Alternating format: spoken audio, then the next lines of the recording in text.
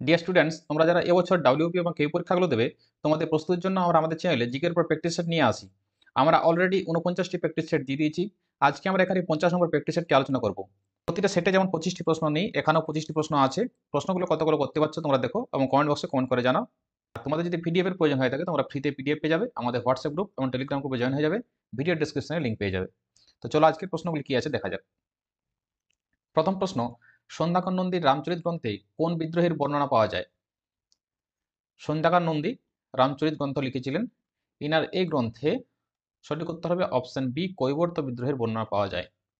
ইনি রামায়ণের রূপক হিসাবে, রামায়ণকে রূপক রেখে এই কৈবর্ত বিদ্রোহের বর্ণনা দিয়েছেন। কৈবর্ত বিদ্রোহকে বরেন্দ্র বিদ্রোহ বলা হয়।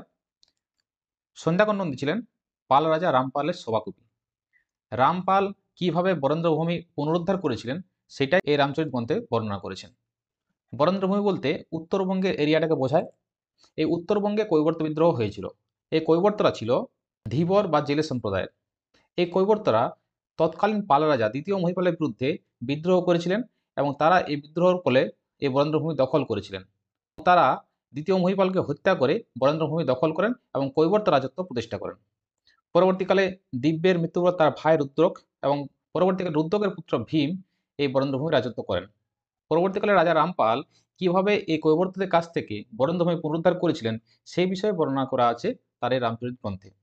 কবি সন্ধ্যাকর নন্দী কৈবর্ত প্রধান দিব্যের ওই বরেন্দ্র জয়কে রামায়ণের সীতাহরণের সাথে তুলনা করেছেন এবং তার সাথে পাল রাজা রামপাল কিভাবে বরেন্দ্র পুনরুদ্ধার করেছিলেন সেটাকে তিনি রাবণ বধ করে সীতা উদ্ধারের তুলনা করেছেন। ঠিক আছে, এই কৈবর্ত বিদ্রোহ ঘটেছিল 1070 খ্রিস্টাব্দ নাগাদ। কৈবর্ত বিদ্রোহের নেতা ছিলেন দিব্য বা দিব্যক। এটা পরীক্ষাতে আমাদের বারবার প্রশ্ন আসে। পরবর্তীকালে তার ভাই রুদ্রক এবং তার পুত্র ভীম। ঠিক আছে, কৈবর্তরা প্রায় 50 বছর বরেন্দ্রভূমি রাজত্ব করেছিল। রামপাল দ্বিতীয় মহিপালের কনিষ্ঠ ভ্রাতা ছিলেন। রামপাল ভীমকে পরাজিত হত্যা করে বরেন্দ্রভূমি পুনরুদ্ধার করেন। ঠিক আছে, এগুলো মনে রাখবে, এখান থেকে প্রশ্ন আসতে পারে। ঠিক আছে, 2 নম্বর, কাকে পরাজিত করে রানাকুম্ভ বিজয়স্তম্ভ নির্মাণ করেন? রানাকুম্ভ চিতরগড় দুর্গে বিজয়স্তম্ভ নির্মাণ করেন। তিনি পরাজিত করেছিলেন অপশন বি, মাহমুদ খলজিকে। রানাকুম্ভ, যাকে মহারানা কুম্ভকর্ণ সিংহ বলা হয়, ইনি ছিলেন মেওয়ারের সিসোদিয়া রাজপুত শাসক। 1437 খ্রিস্টাব্দে সারাঙ্গপুরের যুদ্ধে তিনি মালওয়ারের সুলতান মাহমুদ খিলজি, খিলজি ওয়ান, ইনার সম্মিলিত বাহিনীকে পরাজিত করেন এবং 1440 খ্রিস্টাব্দে এই বিজয়স্তম্ভ নির্মাণ করেন। কাজ শেষ হয় 1448 খ্রিস্টাব্দে, অর্থাৎ 8 বছর সময় লেগেছিল বিজয়স্তম্ভ নির্মাণ করতে। ঠিক আছে, এটি কোথায় আছে? এটি চিত্তরগড় দুর্গে আছে। 3 নম্বর, ইলবার্ট বিল বিতর্ক কোন বিষয়ের সাথে সংশ্লিষ্ট? ইলবার্ট বিল, যেটা বড়লাট লর্ড রিপন নিয়ে এসেছিলেন, এই বিলটি ছিল অপশন বি, বিচারগত সাম্যের ক্ষেত্রে। 1883 সালের এই ইলবার্ট বিল বিচারিক ক্ষেত্রে জাতিগত সমতা প্রতিষ্ঠার একটা প্রচেষ্টা হয়েছিল এই বিলের মাধ্যমে। ভাইসরয় লর্ড রিপন 1883 সালে তার আইন সচিব স্যার কর্ডনে ইলবার্ট এই ইলবার্ট বিলের একটি খসড়া তৈরি করেন। এই খসড়া অনুসারে ভারতীয় ম্যাজিস্ট্রেট ও সেশন জাজদের ইউরোপীয় অভিযুক্তদের বিচার করার অধিকার দেওয়া হয়। এর পূর্বে 1872 সালে যেটা ফৌজদারি বিধি ছিল, সেখানে কিন্তু ইউরোপীয়দের বিচার করার ক্ষমতা ভারতীয়দের ছিল না। পরবর্তীকালে যখন এই ইলবার্ট বিলটি নিয়ে আসা হয়, স্বভাবতই বিরোধ দেখা দেয় এবং ইউরোপীয়রা যে সরকারের বিরুদ্ধে বিরোধ দেখিয়েছিল সেটাকে বলা হয় শ্বেতাঙ্গ বিদ্রোহ বা হোয়াইট মিউটিনি। এবং যদি বিদ্রোহ বা আন্দোলন দেখা দেয় তাহলে সরকার কিছুটা নত হয়। তার ফলস্বরূপ লর্ড রিপন এই বিলটি সম্পূর্ণ নিয়ে আসতে পারেননি, এটিকে কিছুটা সংশোধন করে নিয়ে আসেন। তিনি সেখানে যোগ করেছিলেন যে অভিযুক্তরা যদি চায় তাহলে ইউরোপীয়দের কমপক্ষে অর্ধেক সদস্য জুরি বোর্ড এখানে রাখতে পারেন। এটা পরবর্তীকালে সংশোধন করে হয়েছিল। এই ইলবার্ট বিল বিতর্কের সময় ভারতীয়রা বুঝতে পারে যে আবেদন নিবেদনের মাধ্যমে ব্রিটিশদের কাছ থেকে কোনো ন্যায় বিচার পাওয়া সম্ভব নয়। তাহলে কি করতে হবে? তাহলে সম্মিলিতভাবে আন্দোলন জরুরি। এর ফলে আস্তে আস্তে ভারতবর্ষে রাজনৈতিক আন্দোলনের পথ এখান থেকে প্রশস্ত হয় বলে মনে করা হয়। তোমরা জানো পরবর্তীকালে 1885 সালের 28 ডিসেম্বর জাতীয় কংগ্রেস প্রতিষ্ঠা হয়। হয়তো এর ফলস্বরূপই তখন ভারতীয়রা ওই জাতীয় কংগ্রেস প্রতিষ্ঠার দিকে এগিয়েছিল। 4 নম্বর, খাজুরাহো মন্দির কারা নির্মাণ করেন? খাজুরাহো মন্দির, যেটি মধ্যপ্রদেশে রয়েছে, এটি নির্মাণ করেন অপশন ডি, চান্দেল রাজবংশের শাসকরা। মধ্যপ্রদেশের ছত্রপুর জেলার খাজুরাহোতে অবস্থিত এই মন্দির। শুধু এটি নয়, অনেকগুলো মন্দির এখানে আছে। 950 থেকে 1050 খ্রিস্টাব্দের মধ্যে মন্দিরগুলো নির্মিত হয়েছিল। এখনো পর্যন্ত 22টি মন্দির এখানে টিকে আছে। মন্দিরগুলো সমস্তই হিন্দু ধর্ম এবং জৈন ধর্মের সঙ্গে সম্পর্কিত। মন্দিরগুলোর মূল যে আকর্ষণ সেটি হচ্ছে এগুলো প্রেমমূলক, অর্থাৎ ভালোভাবে বলতে গেলে কামসূত্র ভিত্তিক ভাস্কর্য রয়েছে এখানে। যারা গেছো তারা এগুলো ভালো করে জানো। এই মন্দিরটি 1986 সালে ওয়ার্ল্ড হেরিটেজ সাইট ইউনেস্কোর অন্তর্ভুক্ত হয়েছে। ঠিক আছে। 5 নম্বর, ভারতের সাথে নিচের কোন বিদেশি শক্তির প্রথম বাণিজ্যিক সম্পর্ক স্থাপিত হয়? ভারতের সাথে প্রথম বাণিজ্যিক সম্পর্ক স্থাপিত হয়, সঠিক উত্তর হবে অপশন ডি, পর্তুগিজ। পর্তুগিজ নাবিক ভাস্কো ডা গামা প্রথম ভারতে আসেন 1498 খ্রিস্টাব্দে কালিকট বন্দর, যেটা বর্তমানে কোজিকোড়, সেখানে এসে হাজির হন। তিনি প্রথমে পৌঁছেছিলেন উত্তমা সান্তরীপ, যেটা কেপ অফ গুড হোপ বা যেটা কেপটাউন বলা হয় দক্ষিণ আফ্রিকা, সেখান থেকে তিনি এখানে কালিকট বন্দরে এসে পৌঁছেছিলেন এবং পরবর্তীকালে সেখানে কেরালার যে রাজা ছিলেন জামোরিন, তার কাছ থেকে বাণিজ্য করার তিনি অনুমতি পান। ঠিক আছে। এরপর কোন কোন কোন ইউরোপীয় শক্তি কত সালে আসে, এখানে একটা চার্ট আমি দিয়ে দিয়েছি, তোমরা এখান থেকে দেখে নিতে পারো। 1498 খ্রিস্টাব্দে পর্তুগিজ নাবিক ভাস্কো ডা গামা আসেন এবং প্রথম অস্থায়ী কোটি 1500 খ্রিস্টাব্দে কালিকটে, যদিও সেখানকার স্থানীয় বিশৃঙ্খলা দেখা দিলে সেখান থেকে কুটিটি সরিয়ে নিতে হয়। পরবর্তীকালে প্রথম স্থায়ী কুটি যদি হয় তাহলে সেটি হচ্ছে 1503 খ্রিস্টাব্দে কোচিনে। ওলন্দাজ বা ডাচ, যারা নেদারল্যান্ডসের, 1605 খ্রিস্টাব্দে অন্ধ্রপ্রদেশের মছলিপত্তনমে তাদের বাণিজ্য কুটি বা কারখানা স্থাপন করেন ডাচরা। ঠিক আছে। ইংরেজরা 1600 খ্রিস্টাব্দে কোম্পানি গঠন হয়, ইস্ট ইন্ডিয়া কোম্পানি। ভারতে আসেন 1608 খ্রিস্টাব্দে captain William Hawkins. Captain William Hawkins জাহাঙ্গীরের দরবারে আসেন এবং এর ফলস্বরূপ 1603 খ্রিস্টাব্দে সুরাটে প্রথম বাণিজ্য ঘাঁটি ইংরেজদের স্থাপিত হয়।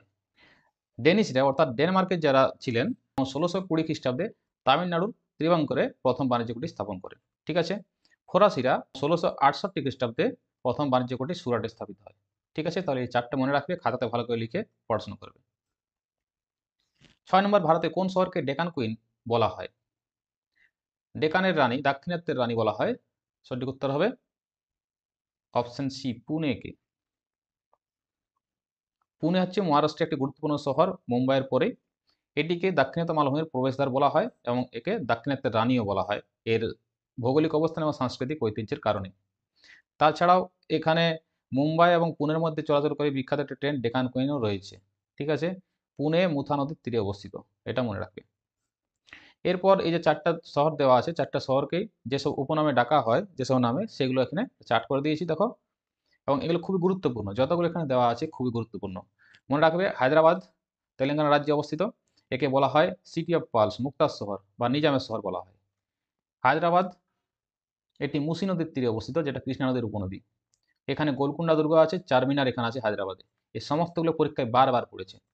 চেন্নাই তামিলনাড়ুতে আছে, এটাকে বলা হয় এশিয়ার ডেট্রয়েট বা হেলথ সিটি অফ ইন্ডিয়া, ভারতের স্বাস্থ্য রাজধানী। এটি মোটর গাড়ি শিল্পের একটি বড় কেন্দ্র। কোথায় আছে? এটা করমণ্ডল উপকূলে আছে। আর পুনে আছে মহারাষ্ট্রতে, এটাকে বলা হয় ডেকান কুইন এবং পূর্বের অক্সফোর্ড বলা হয় পুনেকে। ঠিক আছে। দাক্ষিণাত্য মালভূমির প্রবেশদ্বার বলা হয় পুনেকে। এখানে আইটি এবং অটোমোবাইল শিল্পের জন্য বিখ্যাত। বেঙ্গালোর কর্ণাটকে আছে, ভারতের সিলিকন ভ্যালি বলা হয় এবং ভারতের মহাকাশের শহরও বলা হয়। যতগুলো বলছি ভেরি ভেরি ইম্পর্টেন্ট এগুলো। উচ্চ গতির ইন্টারনেট সংযোগের জন্য এই বেঙ্গালোর বিখ্যাত। ভালোভাবে এগুলো খাতায় লিখে রাখো, সমস্তগুলোই তোমাদের বিভিন্ন দিক থেকে কালেক্ট করে অনেক পরিশ্রম করে তোমাদের এখানে দেওয়া। 7 নম্বর, তৃষ্ণার্ত ফসল কাকে বলা হয়? তৃষ্ণার্ত ফসল বলা হয় যেসব ফসলগুলো চাষ করতে প্রচুর পরিমাণ জলের প্রয়োজন হয়, যেমন এখানের মধ্যে অপশন এ ধান, এছাড়াও আখ রয়েছে। ঠিক আছে। 8 নম্বর, পশ্চিমবঙ্গের রাজধানীর অবস্থান কোথায়? পশ্চিমবঙ্গের রাজধানী বলতে কলকাতা। কলকাতার অবস্থান কি হবে? অপশন বি, কর্কটক্রান্তি রেখার নিকট। কলকাতার সঠিক অবস্থান হচ্ছে 22.5 ডিগ্রি উত্তর অক্ষাংশ, কিন্তু কর্কটক্রান্তি রেখার অবস্থান হচ্ছে 23.5 ডিগ্রি উত্তর অক্ষাংশ, অর্থাৎ এর পাশাপাশি, ট্রপিক অফ ক্যান্সারের পাশাপাশি। ঠিক আছে। পশ্চিমবঙ্গের যেসব জায়গাগুলো এই কর্কটক্রান্তি রেখার মধ্যে আছে সেটার ডিটেলস লিস্ট এখানে আমি দিয়েছি। আগের ভিডিওতে আমি দেশের সমস্ত বিশ্বের যেসব দেশগুলো রয়েছে, আমাদের রাজ্য যেগুলো রয়েছে সেই লিস্ট আমি দিয়েছি। এখানে আমি আমাদের জেলার মধ্যে যেসব জায়গাগুলো রয়েছে সেগুলো এখানে দিয়ে দিয়েছি। পুরুলিয়ার আদ্রা রয়েছে, বাঁকুড়ার দুর্লভপুর, পশ্চিম বর্ধমানের দুর্গাপুর উত্তর দিকে বলতে আসানসোল, পূর্ব বর্ধমান পূর্বস্থলী গুসকরা রাজবাঁধ এবং নদীয়ার কৃষ্ণনগর ধুবুলিয়া। ঠিক আছে। তার মধ্যে সবচেয়ে ক্লোজেস্ট হচ্ছে কৃষ্ণনগর, এটা মনে রাখবে, পরীক্ষায় আসে।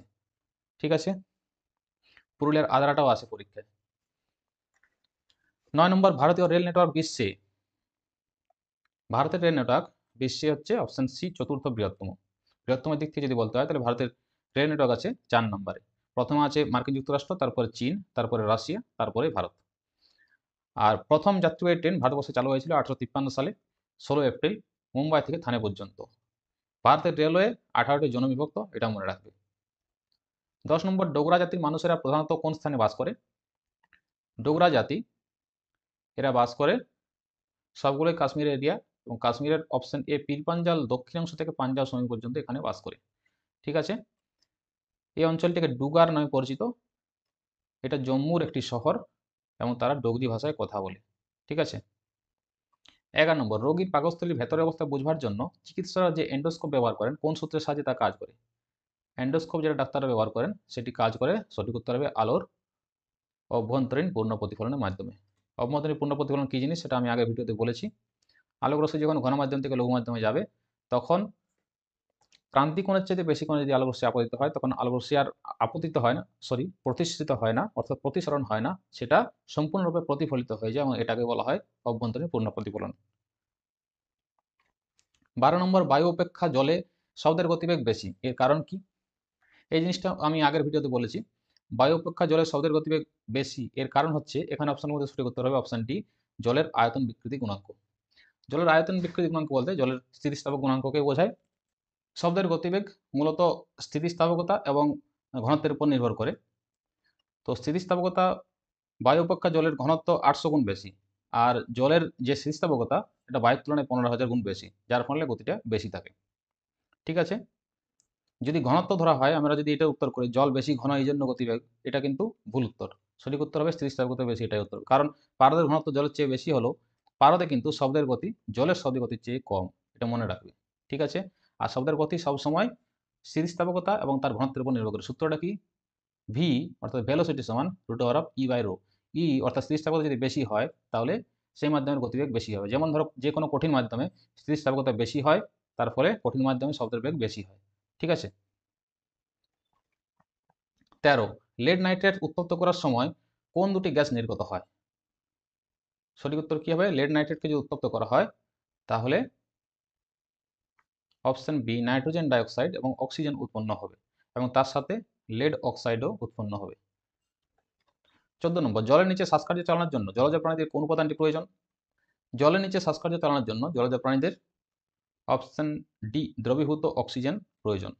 এই দ্রবীভূত অক্সিজেন অর্থাৎ ডিজলভড অক্সিজেন পরিবেশ থেকে এবং জলের যে উদ্ভিদগুলো থাকে তাদের সালোকসংশ্লেষ প্রক্রিয়ায় জলের মধ্যে দ্রবীভূত অবস্থায় থাকে, রাসায়নিকভাবে যুক্ত থাকে না, এগুলো দ্রবীভূত অবস্থায় থাকে। এবং সেখান থেকেই যারা জলজ প্রাণী থেকে যেসব, যেমন মাছ, সেখান থেকেই ওই দ্রবীভূত অক্সিজেন থেকে তাদের বিশেষ যে অঙ্গ রয়েছে, যেমন ফুলকা আছে মাছের, ফুলকার সাহায্যে তারা শ্বাসকার্য চালায়। 15 নম্বর, দাঁতের এনামেল গঠনের জন্য কি লাগে? দাঁতের এনামেল হচ্ছে দাঁতের আমাদের শরীরের সবচেয়ে কঠিন উপাদান হচ্ছে এই দাঁতের এনামেল। এই এনামেল গঠনের জন্য লাগে calcium, option A calcium phosphate লাগে, CA3PO4 2। ঠিক আছে, ক্যালসিয়াম ও ফসফরাস আমাদের দাঁতের এবং হাড়ের জন্য খুবই জরুরি। যদি এগুলো ঠিকমতো না থাকে, ভারসাম্য যদি ঠিকমতো না থাকে, তাহলে আমাদের দাঁতের সমস্যা বা যেমন কেভিটি আমাদের হতে পারে। ঠিক আছে। 16 নম্বর, বাষ্পীভবনের আপেক্ষিক লিনতাপ কত? বাষ্পীভবনের আপেক্ষিক লিনতাপ আমরা কি জানি? 537 ক্যালোরি পার গ্রাম। ঠিক আছে, বাষ্পীভবনের লিনতাপ বা ঘনীভবনের লিনতাপ একই জিনিস। ঠিক আছে, আর এটা হচ্ছে সিজিএস পদ্ধতি। এখানে বলা আছে এসআই পদ্ধতি, সঠিক উত্তর হবে option C, 2.26 × 10⁶ joule per KG. এটা হচ্ছে এসআই পদ্ধতি। ঠিক আছে। আচ্ছা, এই সম্পর্কিত একটা ভিডিও আমাদের চ্যানেলে দেওয়া আছে, তোমাদের যদি ডিটেলস জানতে হয় সেখানে তোমরা প্লেলিস্টে গিয়ে ওই ভিডিওটা পেয়ে যাবে লিনতাপ সম্পর্কিত। তাছাড়া আমি এখানে দেখো একটা লিস্ট দিয়েছি, সেখান থেকে তোমরা কিছুটা জানতে পারবে। গলনের আপেক্ষিক লিনতাপ, লিনতাপ 4 ভাগে এরকম ভাগ করা হয় বা 4টা সংজ্ঞা দেওয়া হয়। গলনের লিনতাপ অর্থাৎ 1 কেজি বরফকে 0 ডিগ্রি তাপমাত্রায় জলে পরিণত করতে প্রয়োজনীয় তাপকে গলনের আপেক্ষিক লিনতাপ বলে। লিনতাপ মানে কি আমি আগের ভিডিওতে বলে দিয়েছি, উষ্ণতা অপরিবর্তিত রেখে কোনো পদার্থের অবস্থার পরিবর্তন করতে চাইলে যে পরিমাণ তাপ প্রয়োগ বা নিষ্কাশন করতে হয় তাকে লিনতাপ বলা হয়। গলনের লিনতাপ কি? যদি গলানোর জন্য কি করতে হবে, তাই তাপ দিতে হবে, তাহলে ওই যে প্রয়োগ বা নিষ্কাশন বলছি না, তাহলে প্রয়োগটা হবে সেখানে মাঝখানে। একই রকম 1 কেজি বরফকে 0 ডিগ্রি তাপমাত্রায় জলে পরিণত করতে প্রয়োজনীয় তাপকে বলা হয় গলনের লিনতাপ। এটি হচ্ছে 3.36 × 10⁵ জুল পার কেজি। আপেক্ষিক লিনতাপ 80 ক্যালোরি পার গ্রাম, এটা বারবার পরীক্ষায় আসে। ঠিক আছে। আচ্ছা, এটা একটু ভুল আছে, এটা 100 হবে না, এটা 0 হবে। ঠিক আছে, এটা কি বলছে, 1 গ্রাম বরফকে 0 ডিগ্রি তাপমাত্রার জলে পরিণত করতে প্রয়োজনীয় তাপ, এটা সিজিএস একক, ঠিক আছে। সেটা হচ্ছে 80 ক্যালোরি পার গ্রাম। বাষ্পীভবনের আপেক্ষিক লিন তাপ কত? যেটা আমাদের মূল প্রশ্ন, সেটা হচ্ছে 2.26 × 10⁶ জুল পার কেজি। ঠিক আছে, এক্ষেত্রে কি 1 কেজি জলকে 0 ডিগ্রি সেলসিয়াস তাপমাত্রার, 0 ডিগ্রি নয়, এটা হবে 100, ঠিক আছে, এটা 0 নয়, এটা হচ্ছে 100 ডিগ্রি তাপমাত্রা বাষ্পীভূত করতে প্রয়োজনীয় তাপকে বাষ্পীভবনের আপেক্ষিক লিন তাপ বলে। ঠিক আছে, বাষ্পীভবনের আপেক্ষিক লিন তাপ সেটা সিজিএস পদ্ধতিতে কত হবে? 537 ক্যালোরি পার গ্রাম। এটা 1 গ্রাম জলকে 100 ডিগ্রি তাপমাত্রায় বাষ্পীভূত করতে প্রয়োজনীয় লিন তাপ। ঠিক আছে, এটা হচ্ছে এসআই একক, এটা হচ্ছে সিজিএস একক, এটা হচ্ছে এসআই একক, এটা হচ্ছে সিজিএস একক। আরও ডিটেলস জানতে হলে তোমরা আমাদের প্লেলিস্টে সুন্দরভাবে একটা ভিডিও দেওয়া আছে লিঙ্ক তাপে, সেখান থেকে গিয়ে তোমরা জেনে নিতে পারো। ঠিক আছে, 17 নম্বর, ভারতীয় সংবিধানের কোন ধারা অনুযায়ী ভারতের অ্যাটর্নি জেনারেল নিযুক্ত হন? ভারতের অ্যাটর্নি জেনারেল নিযুক্ত হন, সঠিক উত্তর হবে অপশন বি 76, আর্টিকেল 76 অনুযায়ী। ভারতের অ্যাটর্নি জেনারেল হচ্ছেন দেশের সর্বোচ্চ আইন কর্মকর্তা। ভারতের বর্তমান অ্যাটর্নি জেনারেল হলেন আর ভেঙ্কটরমানি। একই রকমভাবে আমাদের রাজ্যের সর্বোচ্চ আইন কর্মকর্তা হচ্ছেন অ্যাডভোকেট জেনারেল, যিনি ভারতীয় সংবিধানের আর্টিকেল 165 দ্বারা রাজ্যপাল দ্বারা নিযুক্ত হন। অ্যাটর্নি জেনারেল নিযুক্ত হন রাষ্ট্রপতি দ্বারা, আর অ্যাডভোকেট জেনারেল নিযুক্ত হন রাজ্যপাল দ্বারা। ঠিক আছে, পশ্চিমবঙ্গের বর্তমান অ্যাডভোকেট জেনারেল হচ্ছেন কিশোর দত্ত। এটা 76, এটা হচ্ছে 165। ঠিক আছে, নিয়োগ, ভারতের রাষ্ট্রপতি অ্যাটর্নি জেনারেল নিয়োগ করেন বললাম। যোগ্যতা কি? যোগ্যতার জন্য সুপ্রিম কোর্টের বিচারপতি যে যোগ্যতা থাকে সেই যোগ্যতা থাকতে হবে। মেয়াদ ও অপসারণ, এটা রাষ্ট্রপতি যদি মনে করেন তিনি যতদিন রাখবেন ততদিনই রাখতে পারেন, নির্দিষ্ট কোনো মেয়াদকাল নেই। কার্যাবলী, ভারত সরকারকে আইনি পরামর্শ দেন, রাষ্ট্রপতি নির্দেশিত অন্যান্য দায়িত্ব পালন করেন এবং ভারত সংক্রান্ত মামলাগুলো সুপ্রিম কোর্ট, হাইকোর্টে ভারত সরকারের পক্ষ থেকে তিনি লড়েন। ঠিক আছে, অ্যাডভোকেট জেনারেল একমাত্র ব্যক্তি যিনি সংসদের যে কোনো কক্ষে সদস্য না হয়েও যে কোনো অধিবেশনে অংশগ্রহণ করতে পারেন এবং বক্তব্য রাখতে পারেন, কিন্তু তিনি কোনো ভোট দান করতে পারেন না, এটা বলা আছে 88 নম্বর ধারাতে। ঠিক আছে, এগুলো মনে রাখবে, অ্যাটর্নি জেনারেলটা পরীক্ষায় আসে। 18 নম্বর, সুপ্রিম কোর্টের বিচারকদের নিযুক্ত করার জন্য নির্মিত কলেজিয়ামের নেতৃত্ব কে দেন? সঠিক উত্তর কি হবে? অপশন ডি, ভারতের প্রধান বিচারপতি কলেজিয়ামের নেতৃত্ব দেন। তার সাথে সিনিয়র মোস্ট আরও 4 জন বিচারপতি থাকেন, অর্থাৎ বরিষ্ঠ আরও 4 জন মিলে মোট 5 জন সদস্য কলেজিয়ামের হয়ে থাকে। এই কলেজিয়াম কি? এই কলেজিয়াম হচ্ছে বিচারপতিদের একটি বেঞ্চ, একটা গোষ্ঠী, যারা বিচারপতিদের নিয়োগ বা অপসারণ বা বদলির ব্যাপারে ভারত সরকারকে সুপারিশ করেন। পরবর্তীকালে যখন ভারত সরকার সুপারিশ পায়, ভারত সরকার সেই সুপারিশ আবার রাষ্ট্রপতির কাছে পাঠিয়ে দেন এবং রাষ্ট্রপতি সেই বিচারককে আনুষ্ঠানিকভাবে নিয়োগ করেন সংবিধানের 124 নম্বর ধারা অনুযায়ী। ঠিক আছে, 19 নম্বর, অর্থনীতির কোন সেক্টর বুদ্ধিমত্তার ও উদ্ভাবনমূলক ক্রিয়াকর্মে জোর দেয়? সঠিক উত্তর কি হবে? অর্থনীতির অপশন সি, কোয়াটারনারি সেক্টর বুদ্ধিমত্তার ও উদ্ভাবনমূলক ক্রিয়াকর্মে জোর দেয়। অর্থনীতির যে 5টি সেক্টর রয়েছে সেগুলো আমি এখানে চার্ট করে দিয়েছি, তোমাদের বোঝার কোনো অসুবিধা নেই। দেখো, 5টি সেক্টর আছে, প্রাইমারি, প্রাথমিক, দ্বিতীয় সেকেন্ডারি, তৃতীয় টার্সিয়ারি, চতুর্থ কোয়াটারনারি, পঞ্চম ক্ষেত্র কুইনারি।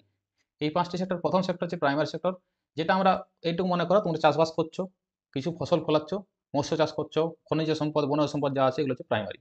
এরপর যেসব আমরা ফলালাম সেগুলো কোথায় যাবে? কারখানায় যাবে। ঠিক আছে, সেখানে কারখানায় হবে, নির্মাণ কাজ হবে, বিদ্যুৎ উৎপাদন হবে। এরপর এই যে কারখানায় জিনিসগুলো উৎপন্ন হলো সেগুলো কি যাতায়াত করতে হবে, তার জন্য পরিবহন দরকার, বাণিজ্য করতে হবে, তার জন্য বাণিজ্য দরকার, যোগাযোগ দরকার, এগুলো হচ্ছে টার্সিয়ারি। এরপর চতুর্থ যেটা আমাদের মূলত প্রশ্ন, সেটা হচ্ছে কোয়াটারনারি সেক্টর। এটা হচ্ছে জ্ঞান ও বুদ্ধিমত্তা নির্ভর, এখানে আইটি আছে, গবেষণা উন্নয়ন আছে, পরামর্শ পরিষেবা, শিক্ষা, এগুলো আছে চতুর্থ ক্ষেত্রে। পঞ্চম ক্ষেত্র হচ্ছে যেগুলো সর্বোচ্চ স্তরে সিদ্ধান্ত গ্রহণ করা হয়, সরকারি শীর্ষ কর্মকর্তা যারা রয়েছেন বা ধরো ইসরোর যে চেয়ারম্যান রয়েছেন, তারা এখানে এই পঞ্চম ক্ষেত্রের মধ্যে পড়েন। ঠিক আছে, 20 নম্বর, অরুণাচল প্রদেশের কৃষি উৎসব কোনটি যা গালো উপজাতি পালন করে? অরুণাচল প্রদেশের কৃষি উৎসব হচ্ছে, সঠিক উত্তর হবে অপশন ডি, মোপিন। এটি গালো উপজাতিরা পালন করে।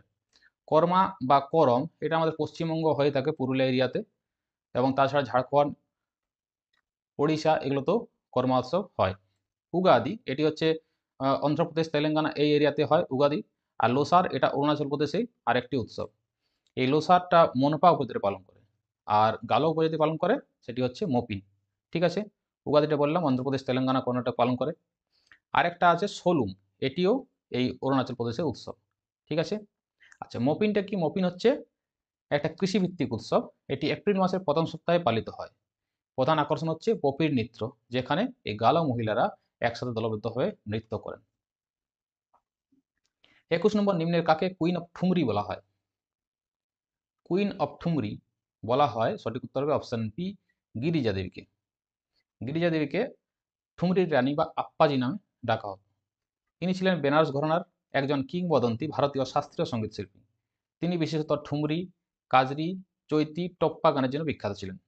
ইনাকে ভারতীয় সঙ্গীতে অবদানের জন্য 1972 সালে পদ্মশ্রী, 1989 সালে পদ্মভূষণ, 2016 সালে পদ্মবিভূষণ পুরস্কারে ভূষিত করা হয়। 22 নম্বর, লং ওয়াক টু ফ্রিডম কার আত্মজীবনীমূলক রচনা? লং ওয়াক টু ফ্রিডম এটি হচ্ছে অপশন সি, নেলসন ম্যান্ডেলার আত্মজীবনীমূলক রচনা। নেলসন ম্যান্ডেলা হচ্ছেন দক্ষিণ আফ্রিকার একজন বর্ণবিদ্বেষী বিরোধী আন্দোলন করার একজন বিখ্যাত ব্যক্তি, যিনি পরবর্তীকালে প্রথম কৃষ্ণাঙ্গ রাষ্ট্রপতি হন 1994 সালে দক্ষিণ আফ্রিকার। ইনি 1993 সালে নোবেল শান্তি পুরস্কার পান এবং ভারতের যে সর্বোচ্চ বেসামরিক সম্মান ইনি 1990 সালে পান। তার আগে খান আব্দুল গফ্ফার খান পান 1987 সালে, যদিও তিনি প্রথম ছিলেন, এবং নেলসন ম্যান্ডেলা হচ্ছেন দ্বিতীয়।